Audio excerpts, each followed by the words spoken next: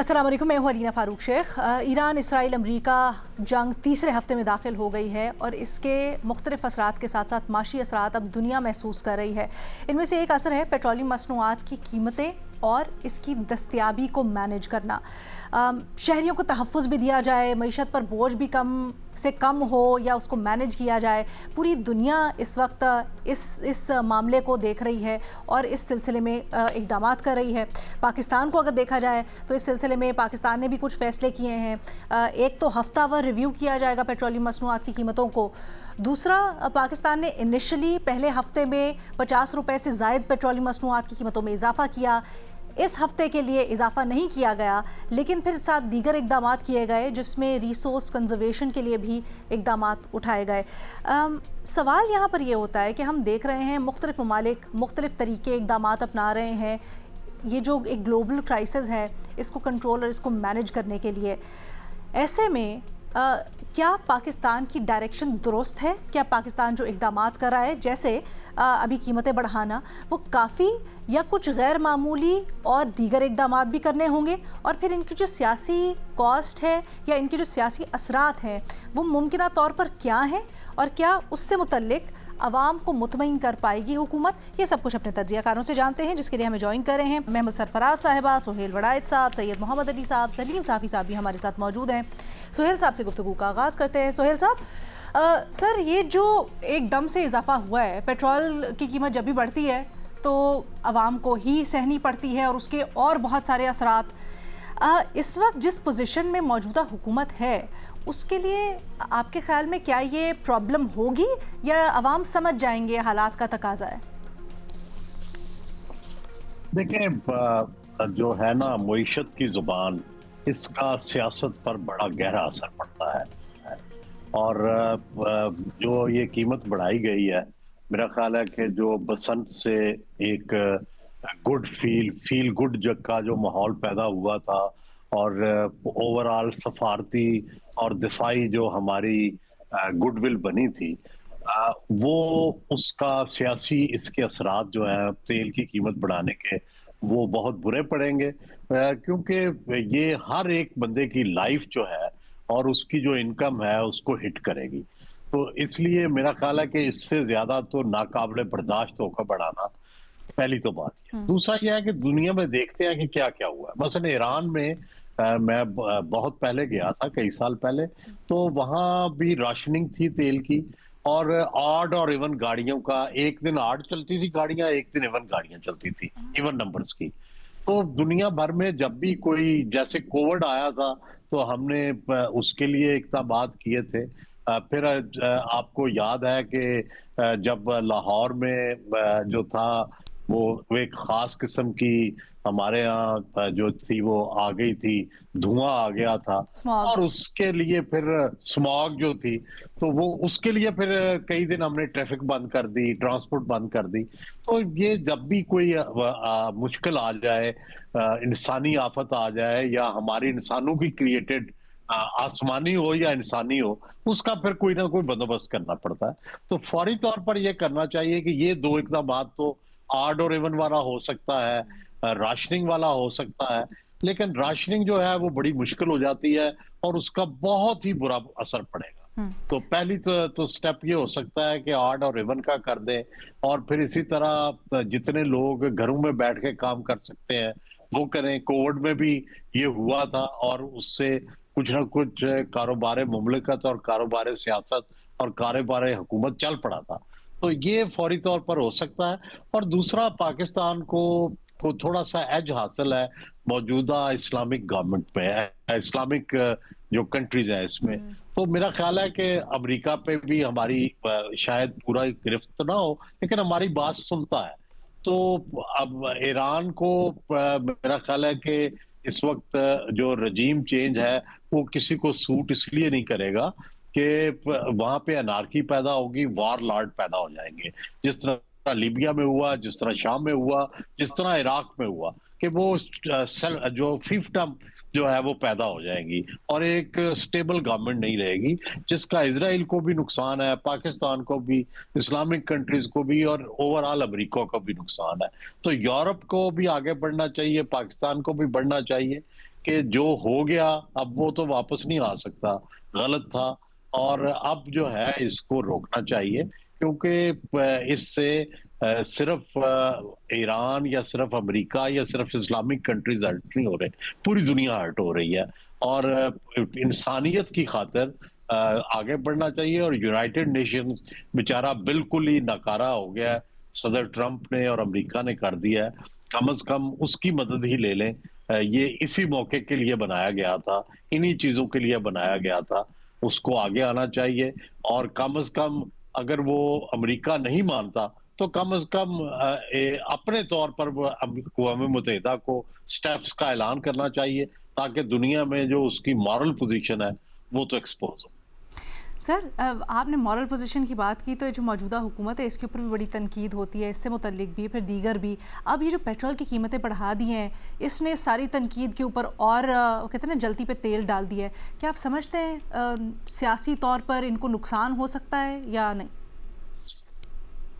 देखिए वैसे तो ज़ाहिर है हर हुकूमत पर तनकीद होती है और होनी चाहिए और हम खुद चूंकि हमारा काम खुद हुकूमत पे नजर रखना होता है जर्नलिस्टों की, हम भी तनकीद करते हैं और जाहिर है कोई भी इसको सराहेगा नहीं, लेकिन बुनियादी बात यह है कि दिफाई तौर पर और सफारती तौर पर गवर्नमेंट ऑफ पाकिस्तान ने सालों के बाद अपनी पोजीशन बिल्कुल ठीक रखी है।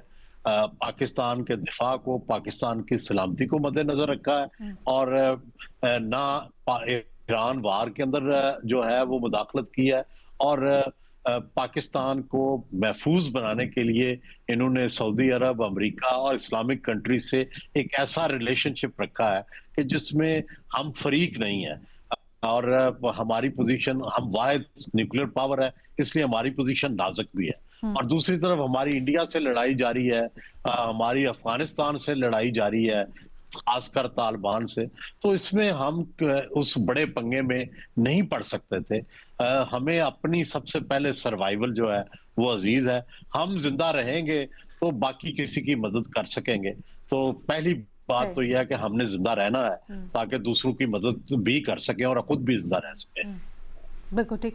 महमल, आप कहिएगा अब किस तरह से सूरत हाल का तज्जिया करती हैं, खासकर ये जो पार्टी है मुस्लिम लीग नून ले लीजिए, खासकर क्योंकि मेजॉरिटी उनकी है, या फिर आप पीपल्स पार्टी को ले लें। दीगर हुकूमतों के दौर में ये लोग कहते थे, तनकीद करते थे कि अगर पेट्रोल की कीमतें बढ़ती हैं तो उसकी ज़िम्मेदार हुकूमत होती है। अब यहाँ पर इसको जस्टिफाई किया जा रहा है जो इस वक्त आलमी तौर पर हालात बने हुए हैं। क्या आपको लगता है अवाम ये जस्टिफिकेशन सुनते हैं और समझते हैं, या फिर इसका एक खमियाजा होगा सियासी तौर पर जो हुकूमत को बर्दाश्त करना होगा? देखिए, पहली चीज़ तो ये है कि दुनिया भर में एक वॉलेटाइल सिचुएशन है, क्योंकि जिस तरीके से ये जंग एक अनप्रोवोक्ड वॉर जो है वो चल रही है और कोई समझ नहीं आ रही कि ये ख़त्म भी होगी और कब ख़त्म होगी, क्योंकि जिस तरीके से अमेरिका भी अपने मरीन जो है वो उनको मूव करा रहा है और अभी तक तो हम देख रहे हैं कि 17वें दिन भी ये जंग बहुत तेज़ी से चल रही है। अच्छा रीना, अब इस पे ज़ाहिरी बात है इसका इम्पैक्ट दुनिया भर पे जैसे मैंने कहा आएगा, और लेकिन पाकिस्तान पर तो ख़ास तौर हमारे जैसे जो ममालिक हैं जहाँ पर ऑलरेडी इतनी ज़्यादा एक इन्फ्लेशन भी हो, फिर एक स्टेबिलिटी है लेकिन ग्रोथ उस तरीके से इकोनॉमिक नहीं है, और भी बहुत सारे हमारे मसाइल है, पॉवर्टी लाइन से कितने लोग नीचे रह रहे हैं। तो ये अभी एक पाइड की स्टडी आई है रिसेंटली जिसके अंदर एक्चुअली ये बताया गया कि कितना बड़ा रिस्क है ये पाकिस्तान के लिए अगर ये जंग चंद कुछ अरसा और चलती है। उसके अंदर जो है आपके एक्सटर्नल अकाउंट्स किस तरीके से मुतासर होते हैं, आपकी इन्फ्लेशन जो है वो किस तेज़ी से बढ़ेगी, उसके अलावा जो है आपके इकोनॉमिक स्टेबिलिटी को कितना ज़्यादा जो है वो नुकसान पहुंचेगा। अभी तो ये कहा जा रहा है ना कि हुकूमत ने, क्योंकि जो तेल की कीमतें नहीं जब बढ़ाई अभी रिसेंटली, तो उससे जो 23 बिलियन का फ़ायदा हुआ है वो एक तरह से सब्सिडी है सबके लिए, वो एक जनरल सब्सिडी आपसे कह लें कि वो उसका फ़ायदा अमीर गरीब सबको होता है। लेकिन कल मैं सुन रही थी हफीज़ पाशा साहब को शहजाद इकबाल के प्रोग्राम में, वो ये कह रहे थे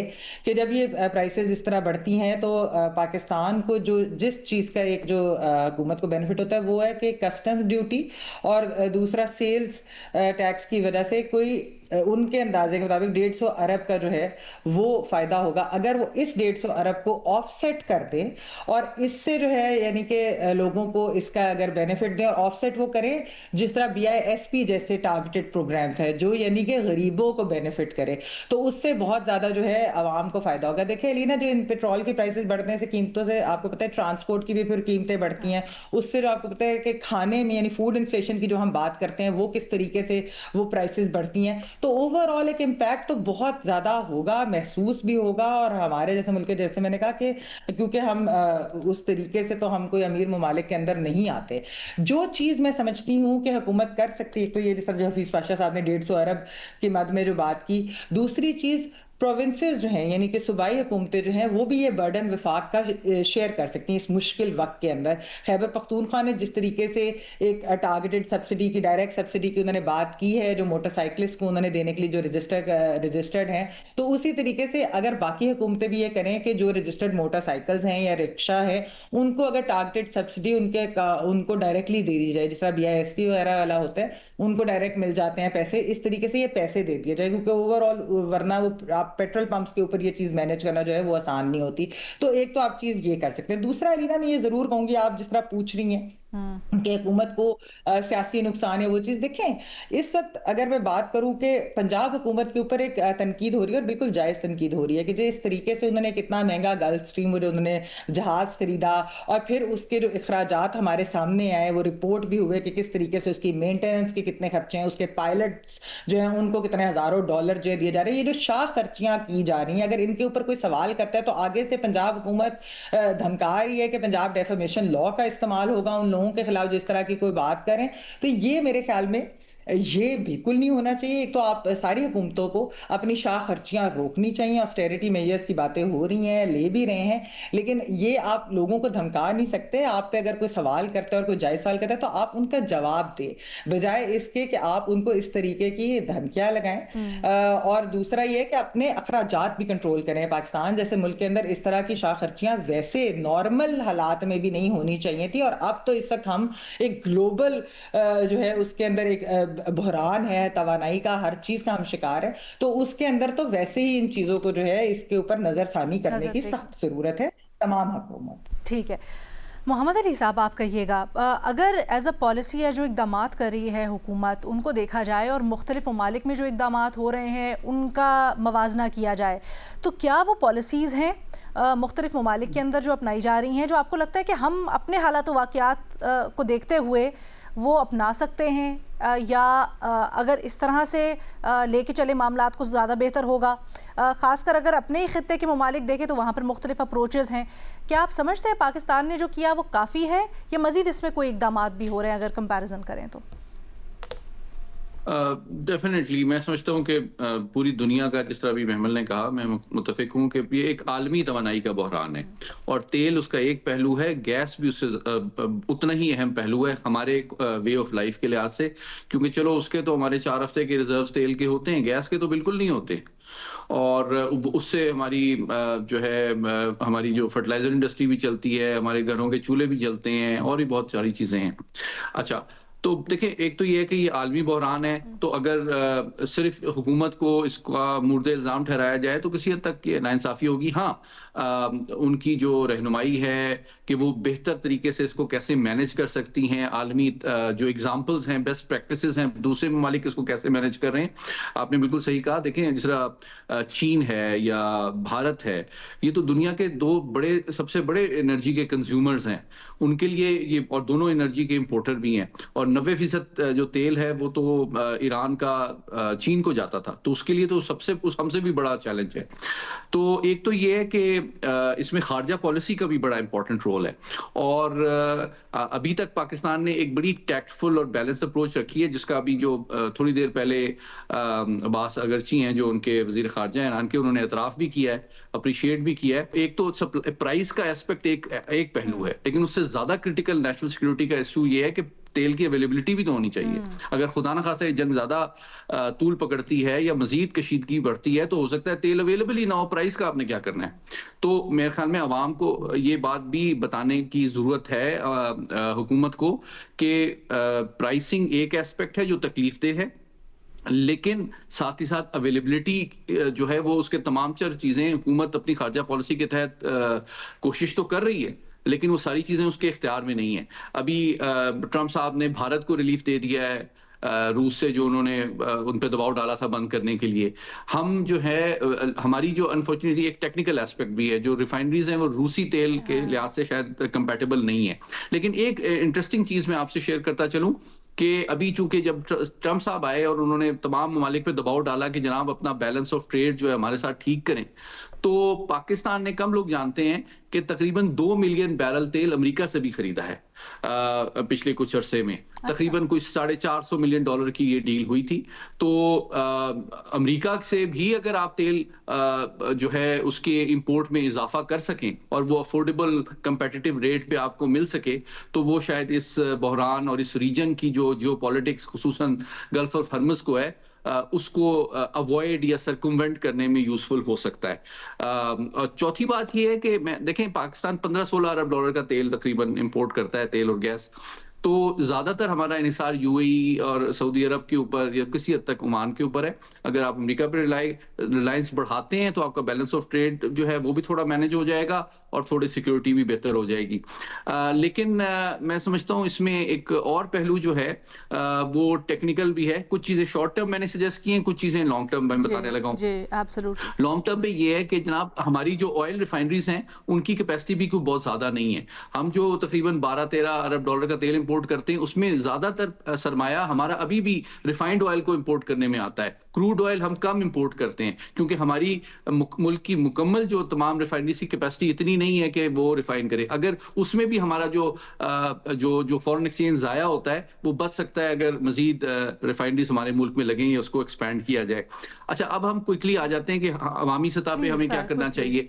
देखें और हुकूमत की सतह पे देखें, ये भी एक अफसोसनाक पहलू है कि तकरीबन 105 रुपए की पेट्रोलियम लेवी है। जो 321 रुपए का तेल आप पेट्रोल खरीद रहे हैं उसमें 105 रुपए की लेवी है।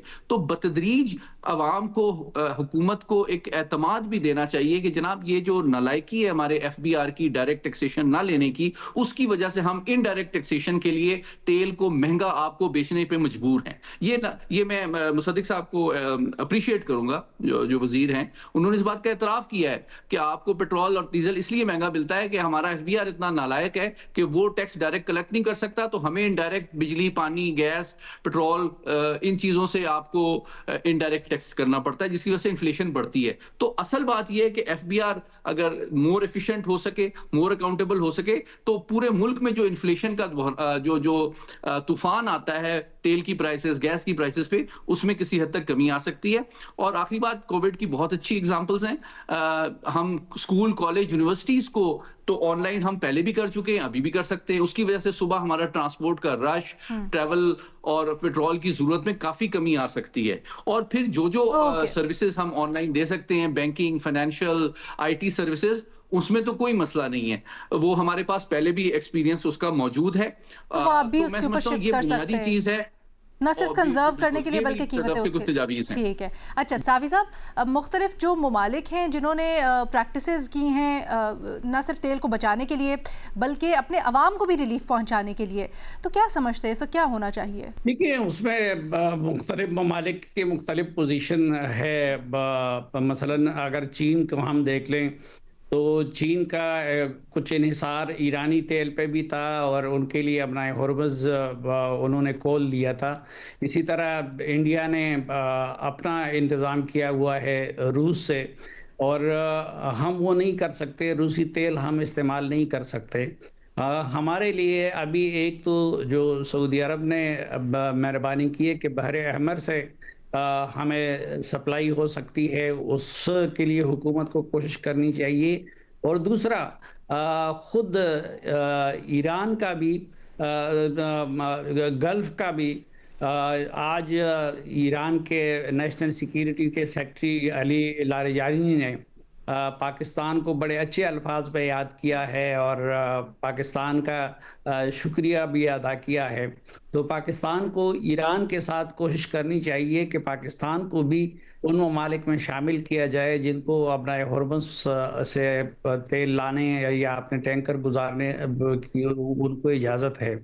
जो इससे पहले बात हुई कि पाकिस्तान को सिर्फ फिक्र तेल की नहीं करनी चाहिए बल्कि गैस की भी करनी चाहिए।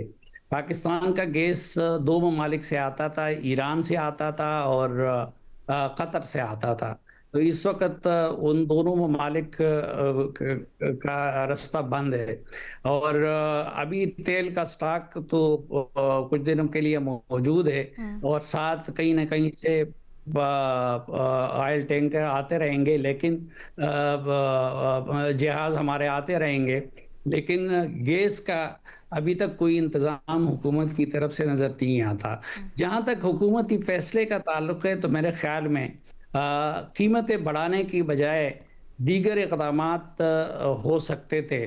और क्यों एक तो कीमतें इसलिए बढ़ाना भी जुल्म है क्योंकि ये जो ज़ख़ीरा है ये पुरानी कीमत पे मिला है और इन्होंने उसकी कीमत 55 रुपए बढ़ा के तो वो बिल्कुल ज़्यादती कर दी है आम आदमी के साथ। और इंतज़ाम जो मोहम्मद अली साहब ने बात की कि असल में बिहार की नाअहली है कि जिसकी वजह से इनडायरेक्ट टैक्सेस वो तेल की कीमतों के ज़रिए वो लिए जाते हैं अवाम से। तो ये बिहार की कारकर्दगी को बेहतर करना चाहिए था और इक़दामात इस तरह हो सकते थे। लेकिन फिर हाँ, अगर नया ज़ख़ीरा जब तेल का पहुंचता तो फिर हुकूमत के पास जवाज़ होता नई कीमतों का, लेकिन पुराने ज़ख़ीरे की कीमतें 55 रुपये बढ़ाना मेरे ख्याल में ये बहुत जुल्म है। कोई इसके ऊपर कमेंट करना चाहेगा क्या पैनलिस्ट में से? क्योंकि इसके ऊपर एक डिबेट है। ये भी कहा जा रहा है कि सर बाकी ममालिक ने भी तो गो कि उनके पास ऑयल के रिजर्व्स भी हैं तब भी कीमतें बढ़ाई हैं, सो ये करना नागुज़ीर था। बट आई अंडरस्टैंड थोड़ा टेक्निकल हो जाता है। अच्छा, मैं बस मुख्तसरन ये गुजारिश करना चाह रहा था लीना, आप सबकी इजाजत से, कि देखें ये अभी जंग की जो है ना बड़ी वोलेटाइल सिचुएशन है। अभी जब ये 55 रुपए बढ़ाए गए तो उस वक्त शायद वो 80-83 डॉलर तक जो है वो बैरल की प्राइसेस थी। अभी आपके प्रोग्राम में शरीक होने से मैंने 5 मिनट पहले चेक किया तो इस वक्त 96 बैरल्स है। ठीक है, तो मैं बताना ये चाह रहा हूं कि दुनिया में ये उतार चढ़ाव डेली होता है। पिछले हफ्ते एक दिन ये 119 तक चले गए थे, फिर 100 फिर नीचे आ गया। तो बात यह है कि जब आप खरीद रहे हैं तो मैं समझता हूं हुकूमत के ऊपर पॉलिटिकल प्रेशर कम भी हो सकता है अगर वो उसमें ज्यादा टाइमली और ट्रांसपेरेंसी का मुजाहरा करें कि जनाब हम किस रेट पे ले रहे हैं और कहां से ले रहे हैं और उसमें से कितना जो है वो आपके ऊपर ट्रांसफर कर रहे हैं। असल एक और इनके ऊपर प्रेशर जो है ये ऑयल मार्केटिंग कंपनीज और जो ट्रांसपोर्टर का भी होता है, वो भी बंद नहीं, उन्होंने भी थोड़े दिन पहले कॉल दी थी कि जी हम बंद कर देंगे। अभी भी मेरा ख्याल है ये खदशा मौजूद है शायद, है ना? मैं आखिरी बात कर दूं लीना, ये वाज़ेह करना जरूरी इसलिए क्योंकि देखें जब प्राइसेस बढ़ती हैं और इस्तेमाल कम होता है, यानी कि डिमांड कम हो जाती है और सप्लाई बढ़ जाती है, तो उसके नतीजे में जो कमीशन है या जो इनकम है मार्केटिंग कंपनीज की या जो डीलर्स की वो कम हो जाती है। तो वो फिर हुकूमत पे प्रेशर वो भी डाल रहे होते हैं कि जनाब हमारा कमीशन बढ़ाएं आप, क्योंकि हमारी सेल कम हो गई है। तो हुकूमत के ऊपर मल्टीपल प्रेशर्स होते हैं, लेकिन बुनियादी बात यह है कि इसमें ट्रांसपेरेंसी होनी चाहिए और वीकली जो रिव्यू होता है इसको एक पॉलिटिकल के बजाय एक प्रोफेशनल डिसीजन बनाना चाहिए, ताकि भाई ये फैक्टर हमने कंसिडर किए, इतने का लिया है और इतने पे आपको बेच रहे हैं, दैट्स इट। मतलब why can't Ogra do it? Why does it have to be a political decision? मुझे नहीं समझ आती। लीना, इसमें एक चीज जिस तरह मैंने पहले भी कहा कि हुकूमत ये कहती ना कि उन्होंने जो प्राइसेस नहीं बढ़ाई थी तो उससे 23 बिलियन का जो है वो जनरल एक सब्सिडी एक तरह से कह ले सबको जो है वो मिली थी। लेकिन जो चीज हुकूमत नहीं बताती वो जिस तरह मैंने बताया कि जो हफीज पाशा साहब कह रहे हैं कि वो बताती नहीं है कि जो उनको इन ऑयल प्राइसेस जब बढ़ेंगी या वो बढ़ाते हैं तो उससे उनको जो इजाफी वो होता है वो इंक्रीज वो 150 अरब तक का होगा कस्टम ड्यूटी और सेल्स टैक्स में। तो वो जो चीज अभी ट्रांसपेरेंसी की बात मोहम्मद अली साहब ने की, तो मैं इसलिए कह रही हूँ कि ये ट्रांसपेरेंसी आनी चाहिए। एक और भी जहन में सवाल आता है, आई अंडरस्टैंड कि ये बड़ा टेक्निकल सा सवाल है, अगर आप लोग चाहे तो इसको कर सकते हैं स्किप, बट हम पूरी दुनिया में देख रहे हैं कि स्ट्रेटेजिक रिजर्व्स रखे गए थे अपनी इस तरह फ्यूल शॉर्टेज को सिक्योर करने के लिए, जनरली फ्यूल सिक्योरिटी के लिए। पाकिस्तान में ये इस तरह के स्ट्रेटेजिक रिजर्व्स है ही नहीं। ऐसा क्यों नहीं है? क्या हमारे पास इसकी कोई अभी एक्सप्लेनेशन है, या would you guys like to skip it, because I understand it's a very technical question. मेरी मालूमात के मुताबिक तकरीबन 4 हफ्ते के 28 दिन के होते हैं। दूसरी बात यह है कि देखिए, पाकिस्तान की जो डेली कंजम्पशन है ना तेल की, वो तकरीबन अप्रोक्सीमेटली, मैं रफली आपको बता रहा हूँ, 500,000 बैरल्स पर डे है। ठीक है ना? तो अगर आप क्या बात कर रही हैं? आप ये कह रही हैं कि अगर 28 दिन का भी मतलब है कि आपके पास तकरीबन 14 मिलियन बैरल तेल की स्टोरेज होनी चाहिए, तो ये कोई छोटी स्टोरेज तो नहीं है। और जो ये रिजर्व्स हैं, ये तमाम रिफाइनरीज और तमाम जो स्टॉक्स हैं उसकी मजमूई कैपेसिटी है। अब जो जदीद मुल्क हैं, साउथ कोरिया है, जापान है, वो बहुत बड़े रिजर्व्स रख सकते हैं क्योंकि वो अफोर्ड भी कर सकते हैं। बात यह है कि ये रिजर्व खाली हुकूमत ने तो नहीं रखे होते, ये जो ऑयल कंपनीज हैं और जो आपकी रिफाइनरी हैं, वो प्राइवेट एंटिटीज हैं। हुकूमत उनको मजबूर तो नहीं कर सकती कि जनाब आप अपने प्रॉफिट को साइड पे रख के इतनी ज्यादा इन्वेस्टमेंट फिक्स स्टॉक में कर दें।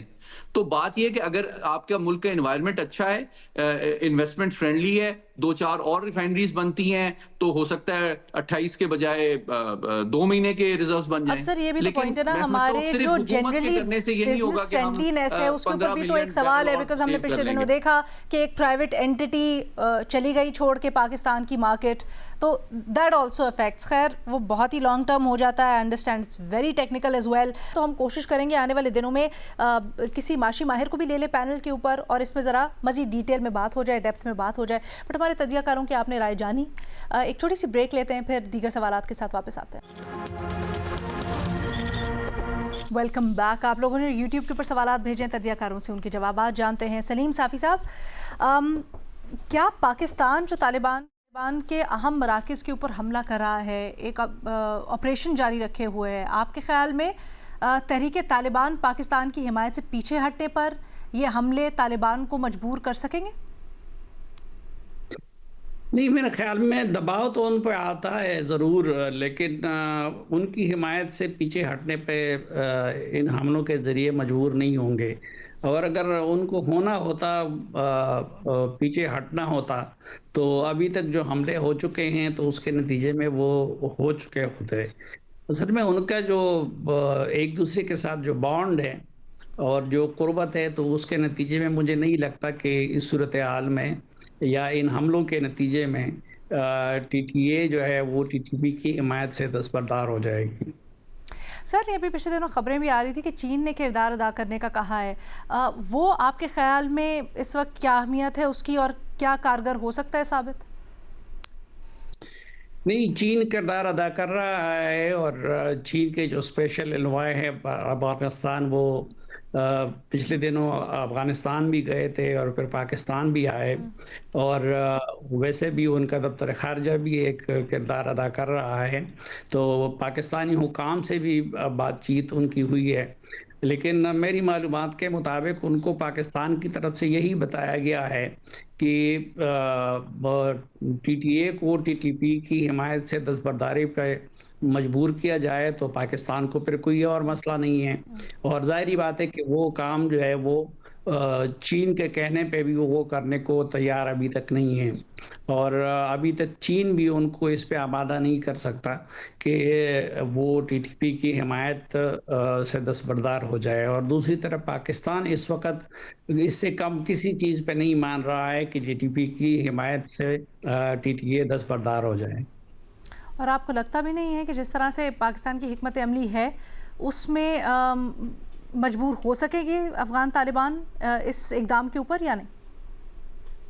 देखिए, ये तो कोई बतौर स्ट्रेटजी इस तरह नहीं हुआ था, बल्कि इससे पहले पाकिस्तान ने ये पॉलिसी अपनाई हुई थी कि पाकिस्तान में अगर ख़ुदकुश हमले होते हैं और कुछ होता है तो पाकिस्तान ने अफ़गानिस्तान में टीटीपी के ठिकानों को निशाना बनाया, और उसके जवाब में फिर अफ़गान तालिबान ने पाकिस्तान पे बॉर्डर पोस्टों पे हमला कर दिया, और उससे ये जंग छिड़ी हुई है। तो ये तो इसका इस लिहाज से अगर आप देखें तो बराह रास्त उस मौजू से ताल्लुक़ भी नहीं है। पहले जो ममालिक थे जो दरमियान में सालसी कर रहे थे, सऊदी अरब था, कतर और वो ममालिक थे। तो बदकिस्मती ये है कि इस वक्त खुद मिडल ईस्ट के अपने हालात ख़राब हैं, वो इस पोजीशन, वो हालत जंग में हैं, वो इस पोजीशन में नहीं है। और ये अभी चीन ने नया इनिशिएटिव लिया है, तो देखना ही है कि वो उसका कोई नतीजा निकलता है या नहीं निकलता। सर बड़ी दिलचस्प बात है जब आप कहते हैं कि बराह रास्त इसका ताल्लुक नहीं है, लेकिन पाकिस्तान कई दफ़ा अफगान तालिबान को कह भी चुका है कि आप टीटीपी की हिमायत से पीछे हटें। फिर गो के जवाबी हमले के तौर पर शुरू हुआ था ये मामला, लेकिन फिर तो ये कहा गया कि क्योंकि स्ट्रेटिजिकली जो दहशतगर्दी हो रही है अफ़गानिस्तान की सरजमीन से पाकिस्तान के अंदर, वो नहीं रुकी है, इसलिए हम उनके खिलाफ एक स्ट्रेटेजिक ऑपरेशन कर रहे हैं। तो ताल्लुक तो पाकिस्तान खुद बता रहा है। नहीं, इसके बारे में तो ये था ना कि ये पाकिस्तान की तरफ से कहा गया था कि ये जंग अफगानिस्तान की तरफ से शुरू हुई है, लेकिन अब बंद हम करेंगे।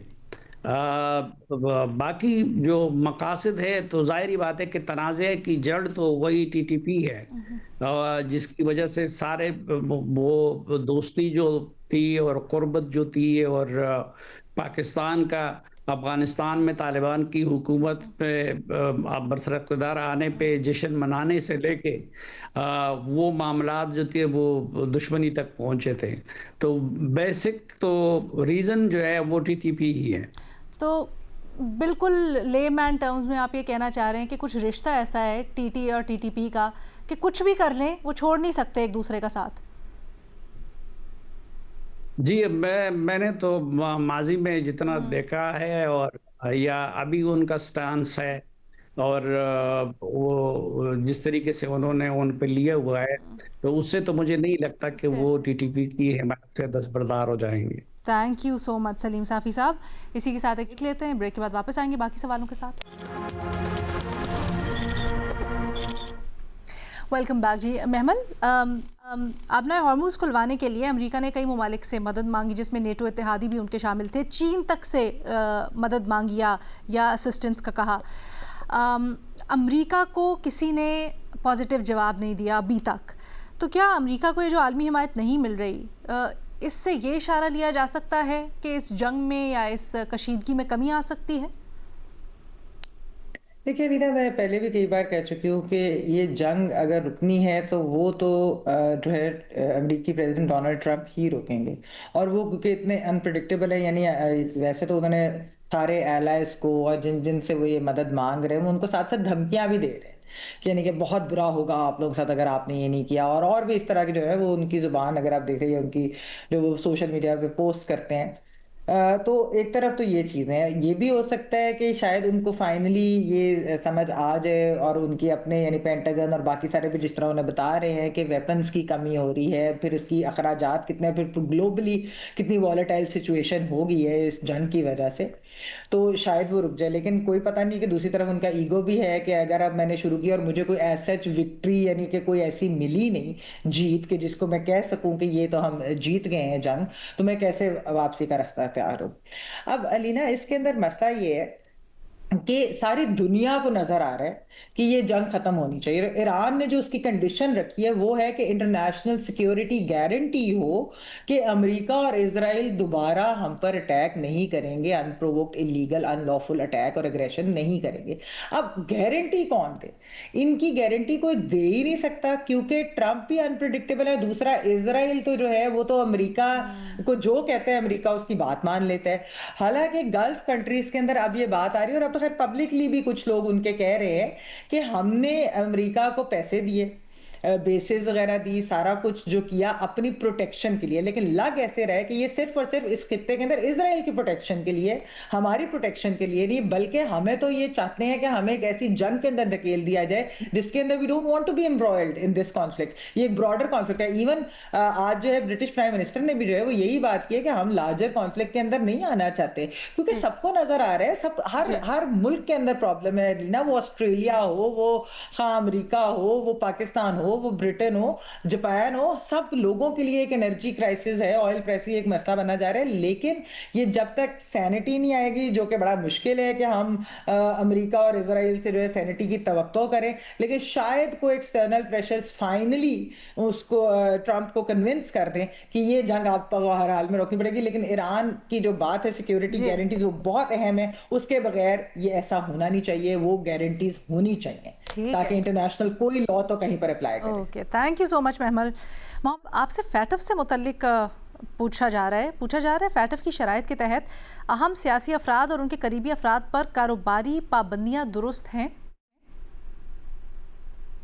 अच्छा, मुझे इस सवाल का कॉन्टेक्स्ट समझ नहीं आया, क्योंकि फैटफ जो है जी नहीं, मैं क्योंकि वो एक बैनुल अक़वामी इदारा है जी। और वो एक मुख्तलिफ ममालिक की लिस्टिंग करता है, ब्लैक लिस्टिंग, ग्रे लिस्टिंग वगैरह, और उसमें टेरर फाइनेंसिंग है या मनी लॉन्ड्रिंग है या जो है प्रोलिफरेशन से रिलेटेड रिस्क्स हैं, उसके हवाले से वो एक एक्सटर्नल ऑडिट करता है। और आप जानते हैं कि पाकिस्तान पे बहुत ज़्यादा भारत ने इल्ज़ामात लगाए थे टेररिज्म की सपोर्ट वगैरह के हवाले से, लेकिन अक़वाम मुत्तहिदा भी और फैटफ के मुकम्मल ऑडिट से पाकिस्तान का जो माशी निज़ाम है वो बिल्कुल क्लियर हुआ और ये बात बिल्कुल वाज़ेह हो गई कि पाकिस्तान के माशी निज़ाम में किसी किस्म की किसी दहशतगर्द तंजीम की टेरर फाइनेंसिंग नहीं की जाती, जिसके बाद फिर पाकिस्तान को जो है ग्रेड लिस्ट से निकला और उसके ऊपर पाबंदियां वगैरह भी कम हुई।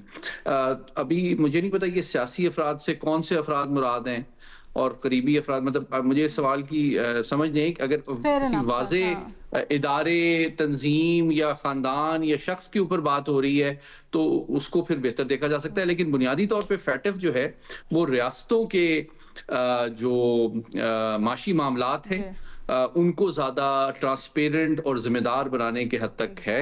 अलबत्ता मैं समझता हूँ कि भारत के हवाले से ये बात कई दफ़ा सामने आई है कि चूंकि जिस तरह उन्होंने दहशतगर्दी की सपोर्ट की है, ख्वाह वो BLA हो, TTP हो, BLF हो, मजीद ब्रिगेड हो, और उनकी अगर फाइनेंसिंग की जो ट्रेल के हमारे पास सबूत हैं तो उनको हमें उठाना चाहिए आलमी इदारों के सामने, फैटफ के सामने, ताकि उनको भी एक माशी दबाव और पाबंदियों का सामना करना पड़े दहशतगर्दी की पुष्पनाही की पॉलिसी के नतीजे में। जैसे पाकिस्तान के केस में हुआ, हमने देखा पाकिस्तान ने, जब आपने हवाला दिया ग्रे लिस्ट से बाहर निकलने का, तो पाकिस्तान ने बड़े इकदाम किए इस सिलसिले में। पूरा वो 35 या 32 पॉइंट्स दिए गए जिसको चेकलिस्ट को टिक किया, फिर जिसमें महकमा औकाफ में हमारी बहुत बड़ी बड़ी तब्दीलियां की गई।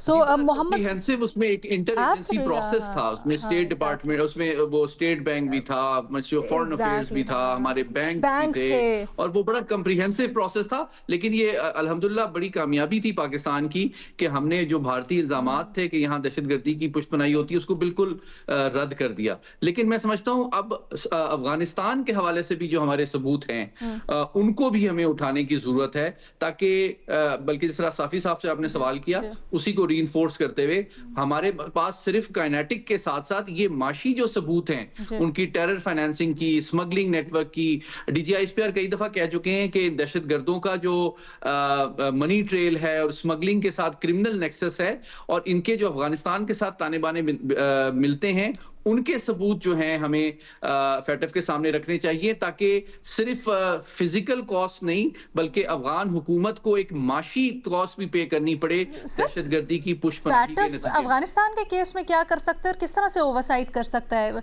जी मैंने बताया ना, देखें बुनियादी बात यह है कि एक ऑडिट का सिस्टम है इंटरनेशनल, जिसके तहत रियासतों के माशी निजाम को ऑडिट किया जाता है कि कहीं इस रियासती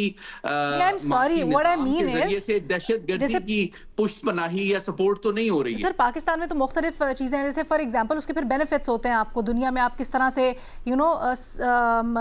रोम अराउंड कर सकते हो, आपकी इंटरनेशनल इन्वेस्टमेंट किस तरह से आती है। अफगानिस्तान के मामले में तो ऐसा है क्या? अफगानिस्तान के बारे में तो तासुर है ना कि बिल्कुल आइसोलेटेड है। नहीं वो आइसोलेटेड है, लेकिन मैं आपको एक ऑप्शन ये दे रहा हूं, एक आइडिया ये दे रहा हूं कि देखें हम एक फिजिकल कॉस्ट दहशतगर्दी की सरपरस्ती की काबुल इंतजामिया पे जवाबी कार्रवाई की शक्ल में इम्पोज और इन्फ्लिक्ट तो कर रहे हैं, लेकिन इसको रीइंफोर्स करना चाहिए हमें माशी दबाव के साथ कि जनाब दहशतगर्दी की पुष्पनाई की आपको माशी कीमत भी अदा करनी पड़ेगी।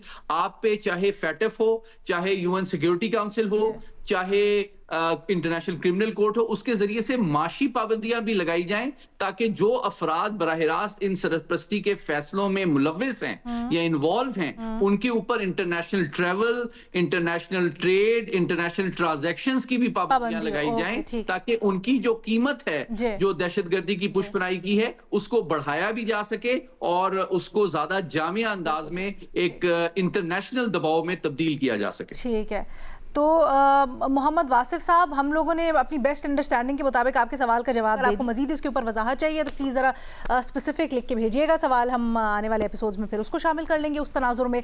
बट अभी के लिए इतना ही। अल्लाह हाफ़िज़।